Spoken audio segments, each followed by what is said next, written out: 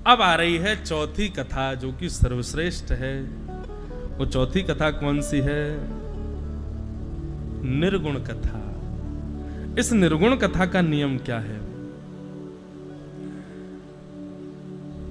आहा, वर्षमास दिनानां तु विमुच्य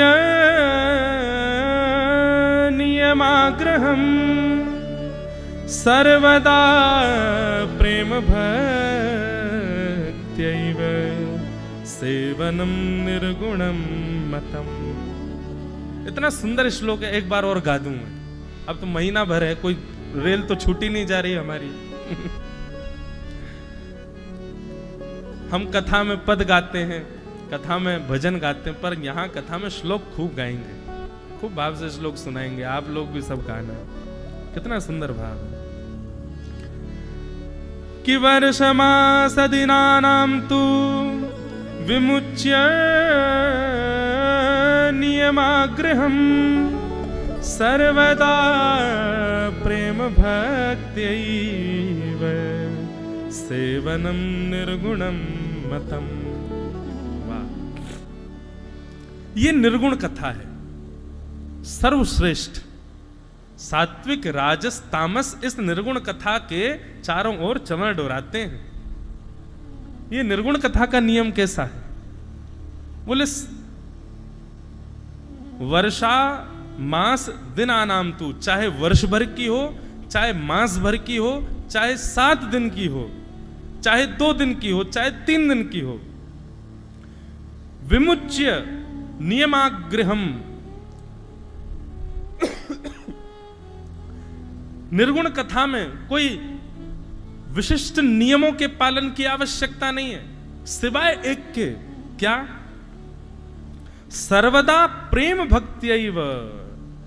प्रेम लक्षणा भक्ति दिनों दिन, क्षण क्षण प्रति क्षण उदयमान चित्त में होती हो जिस कथा से, जहां कथा श्रवण करते हुए हर क्षण कृष्ण प्रिय हो रहे हों, गुरुवर प्रिय हो रहे हों, उनके प्रति और अनुराग बढ़ रहा हो, उनके प्रति और प्रेम बढ़ रहा हो, जो केवल और केवल प्रेम वर्धन के नियम से ही कथा सुनी जा रही हो। सर्वदा प्रेम भक्त्यैव सेवनम निर्गुणम मतम। ऐसी कथा जो केवल कृष्ण से प्रेम हो, श्री दत्त भगवान से प्रेम हो, श्री त्र्यंबकेश्वर नाथ से प्रेम हो, गुरुदेव से प्रेम हो, यहां पर और कोई भाव नहीं है, इच्छा पूर्णता का भाव नहीं है, नियम पूर्णता का भाव नहीं है, अन्य कोई भाव नहीं है, केवल और केवल प्रेम। बस ये प्रेम उदयमान हो, वो भी संसार से नहीं, उस परम सत्ता से, उस बुद्ध पुरुष से, साक्षात श्री कृष्ण से प्रेम उदित हो मेरा, इस भाव से जो 2 दिन, 3 दिन, 7 दिन, 1 महीना, 1 वर्ष तक कथा सुनते हैं, ऐसे लोगों के द्वारा सुनी गई, सुनाई गई कथा ही निर्गुण कथा है। तो हम यही कहना वाले थे कि अब तक जो हम कथा सुनाते आ रहे थे और अब भी जो सुना रहे हैं और आगे भी जो सुनाएंगे, आप सुनो किस भाव से हमको नहीं पता, पर हमारा तो एक ही उद्देश्य है, निरंतर प्रेम वर्धनम। प्रेम वर्धन हो बस, अन्यत्र कोई भाव नहीं कथा की। महाराज जी कई बार कई जो आयोजन करता होते हैं वो आकर के यदि कोई भावना व्यक्त करते हैं ना कि हमको इस भावना से कथा सुननी है, तो हम तो उनको ये कह देते हैं कि भाई तुम हीरे के पास आकर के और हीरे के समान मोल दे करके कांच लेकर के जा रहे हो। श्रीमद् भागवत की कथा सांसारिक इच्छाओं की पूर्ति के लिए कभी नहीं सुननी चाहिए। श्रीमद् भागवत की कथा सांसारिक विषय भोग विलास या फिर सांसारिक दुख पीड़ा निवृत्ति के लिए भी नहीं सुननी चाहिए। और यह भी कह दूं, श्रीमद् भागवत की कथा कभी पितृ मुक्त हो इसी उद्देश्य से, इस उद्देश्य को गौड़ रखो साइड में चलेगा, पर केवल यही उद्देश्य प्रधान है कि हमारे पितृ मुक्त हो, तो भी आपकी कथा वो श्रेष्ठ नहीं है।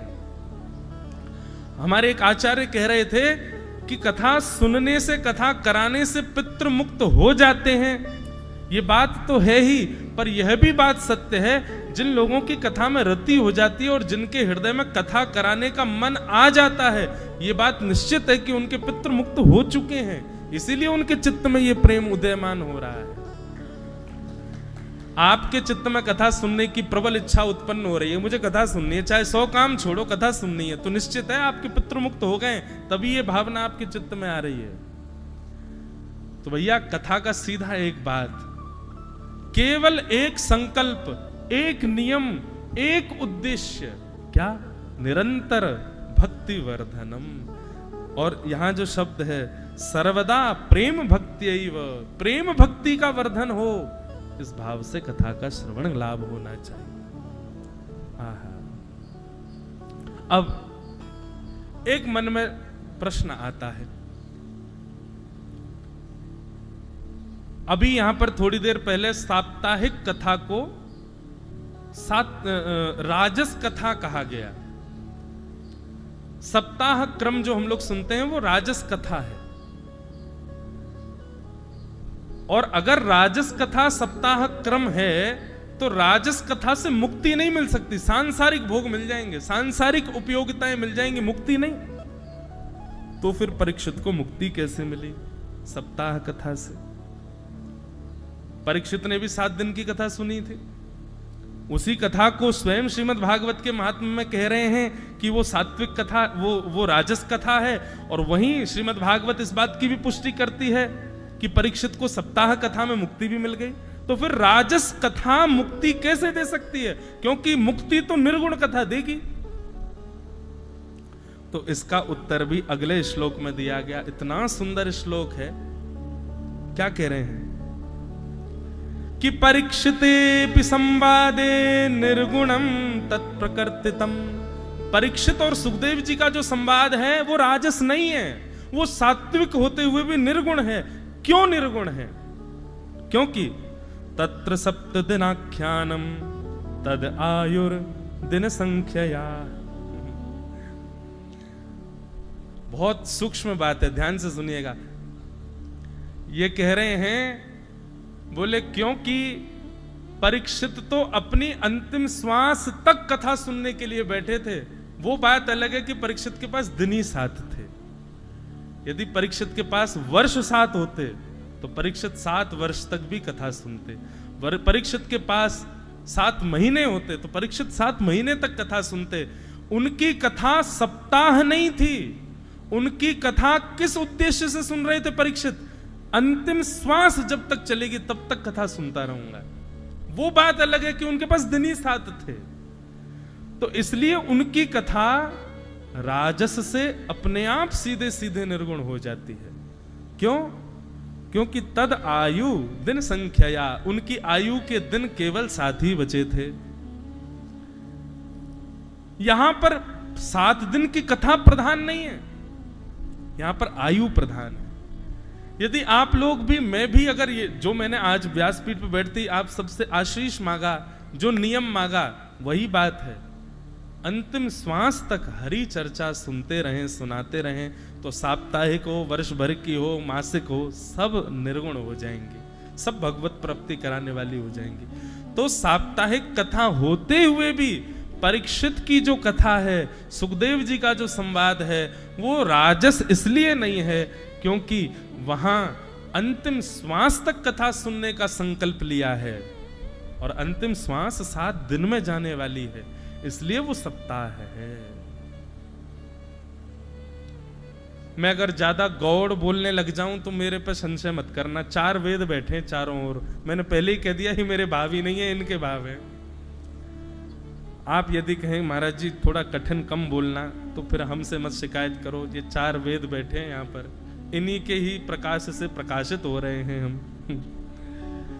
तो इस प्रकार ये 4 प्रकार की कथा हैं। सात्विक, सबसे पहले राजस, सात्विक, तामस और निर्गुण। चारों कथाओं के विधान समझ में आ गए आप सबको, कौन कौन से विधान है। अब एक प्रसंग और सुनो।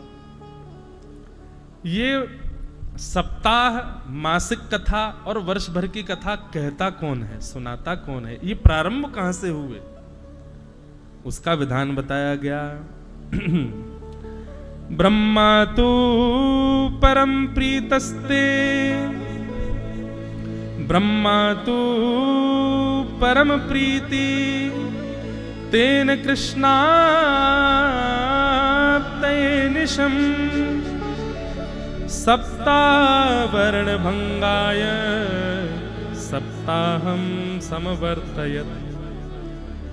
श्री कृष्ण की स्वच्छंद प्राप्ति के लिए श्री कृष्ण मुझे प्राप्त हो जाएं, इस भावना से स्वयं आदि कवि ब्रह्मा जी ने, चतुरानंद ब्रह्मा जी ने भगवान की प्राप्ति के लिए सप्ताह कथा को सबसे पहले किया है। सप्ताह कथा का सबसे पहला वाचन ब्रह्मा जी कर रहे हैं। वैसे तो प्रसंग आता है कि सनत कुमारों ने सबसे पहले कही, पर यहां पर ब्रह्मा जी ने भगवत प्राप्ति के लिए सप्ताह कथा का विधान किया। तो ये सप्ताह कथा। उसके बाद आती है मास भर की कथा, 1 महीने वाली कथा जो हम आप सब लोग कर रहे हैं। ये किसने गाई और किसने सुनी, इसके बारे में सुनो। यदा विष्णु स्वयं वक्ता, यदा विष्णु स्वयं वक्ता, लक्ष्मीश्च श्रवणे रता, तदा भागवत श्रावो मासे नैव पुनः पुनः। स्वयं श्रीमन्नारायण शंख चक्र गदा पद्म धारण करके व्यासपीठ पर विराजमान होते हैं। श्रीमद् भागवत जी को सन्मुख पधरा करके लक्ष्मी को यजमान बना करके, श्रोता बना करके सामने विराजमान कर देते हैं। शेषनाग की व्यासपीठ पर शंख चक्र गदा पद्म सुशोभित श्रीमन्नारायण ही मास भर की कथा का प्रारंभ करते हैं और लक्ष्मी जी बैठ करके सुनती हैं। बोलो लक्ष्मी नारायण भगवान की। इसीलिए कहा गया व्यासाय विष्णु रूपाय। व्यास विष्णु का स्वरूप है, लेकिन कब विष्णु का स्वरूप है? जब वो मास भर की कथा करे, 1 महीना की कथा करे, तब विष्णु स्वरूप है। वैसे व्यास बुरा नहीं मान जाए सभी। अब हमें लग रहा है दत्त धाम में फोन आएंगे अन्य व्यासों के, हमको भी बुलाओ महाराज जी, 1 महीना कथा हम भी सुनाएं। और होना ही चाहिए। हम तो प्रार्थना करेंगे श्री दत्त भगवान के चरणों में एक बार भारतवर्ष के समस्त मूर्धन्य व्यासों को आकर के अपनी वाणी पवित्र करनी चाहिए।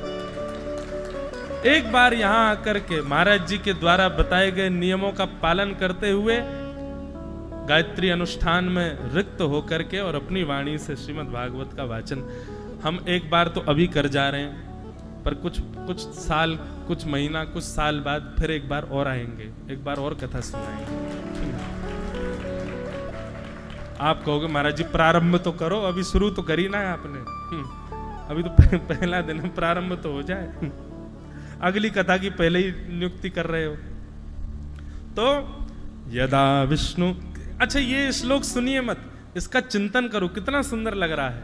यदा विष्णु स्वयं वक्ता, लक्ष्मीश्च श्रवणे रता, तदा भागवत श्रावो मासे नैव पुनः पुनः। अच्छा कितनी सुंदर, पुनः पुनः।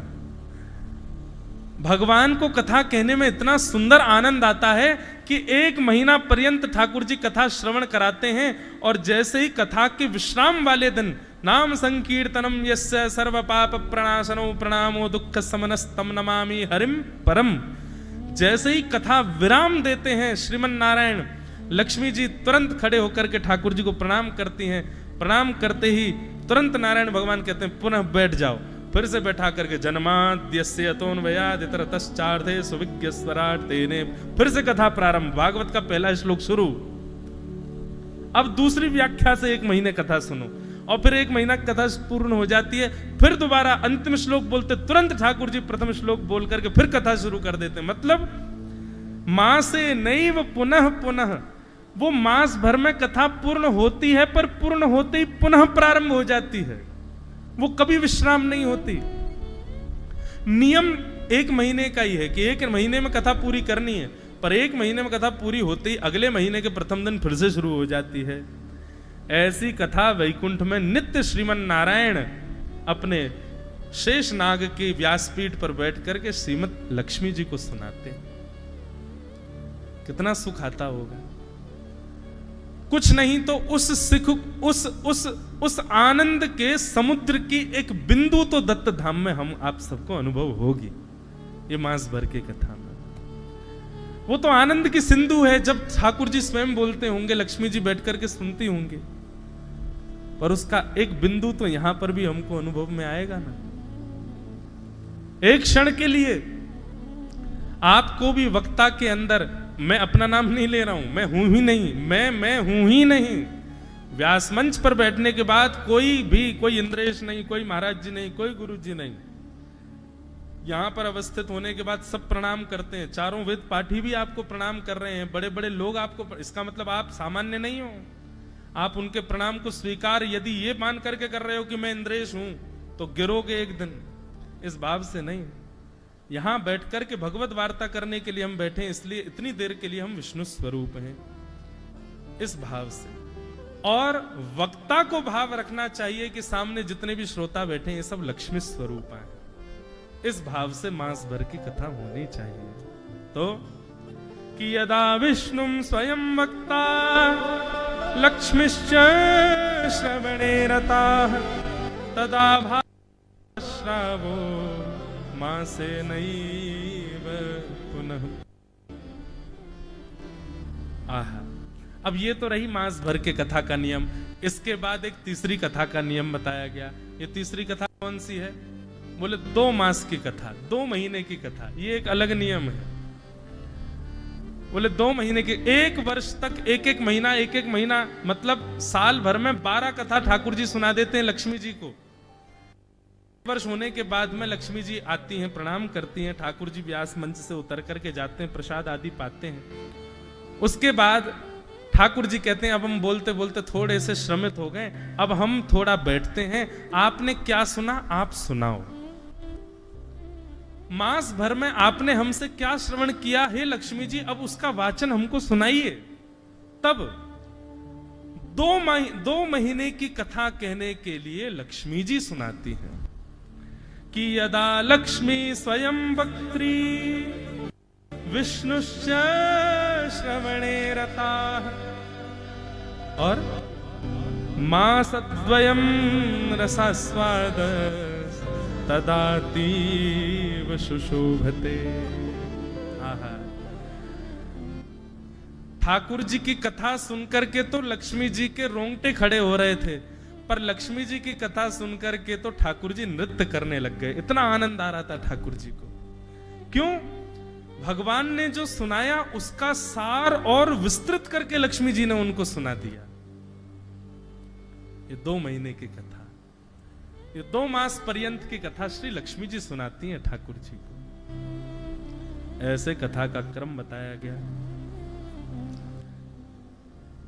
अब आते हैं चौथी कथा पर। ये कौन सी है? वर्ष भर की कथा, 1 वर्ष पर्यंत।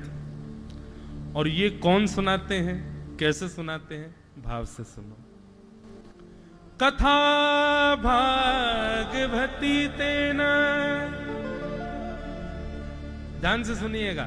कौन सुना रहे हैं? बड़े श्रेष्ठ व्यक्ति हैं, इन्हीं की भूमि पर बैठे हुआ।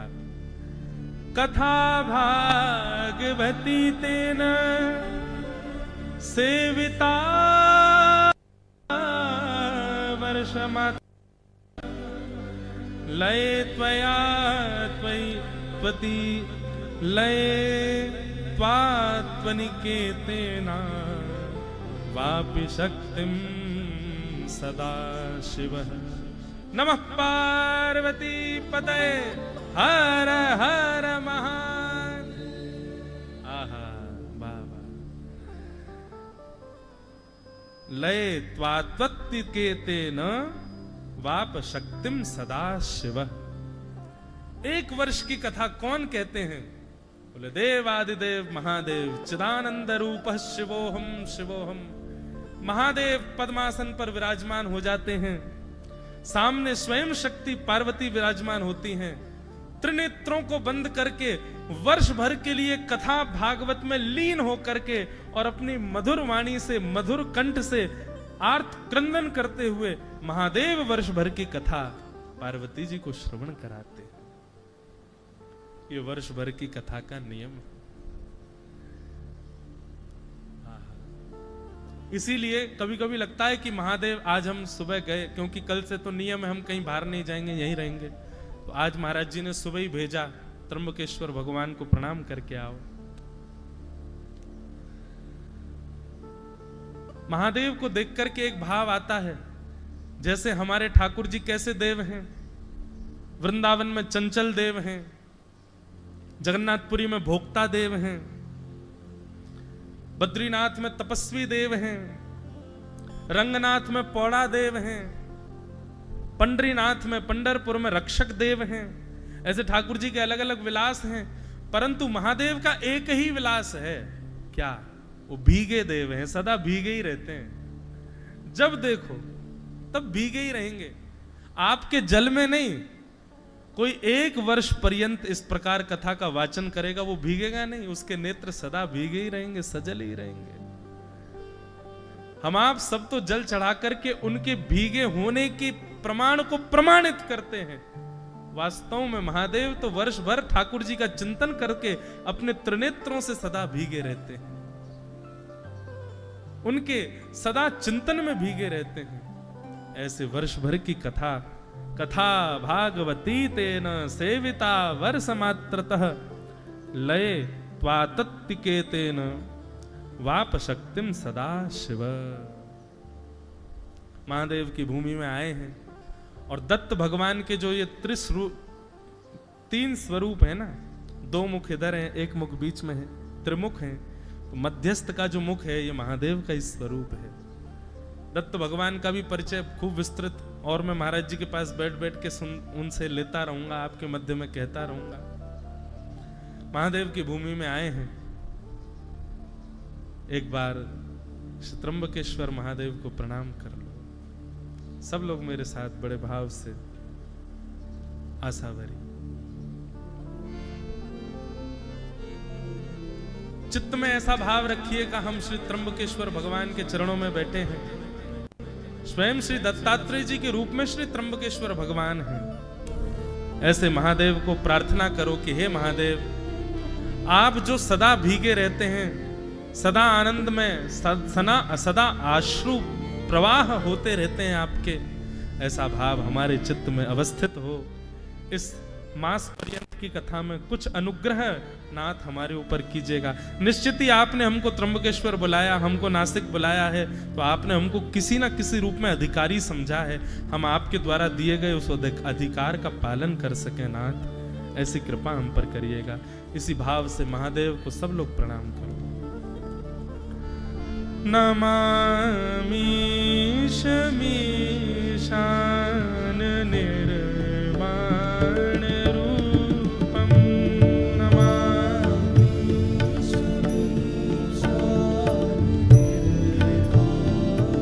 श्री रुद्राष्टकम सब लोग पाठ करो।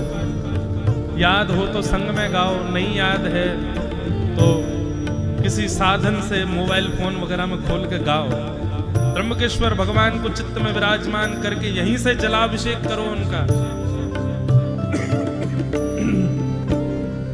नमामि शमीशान निर्वाण रूपम,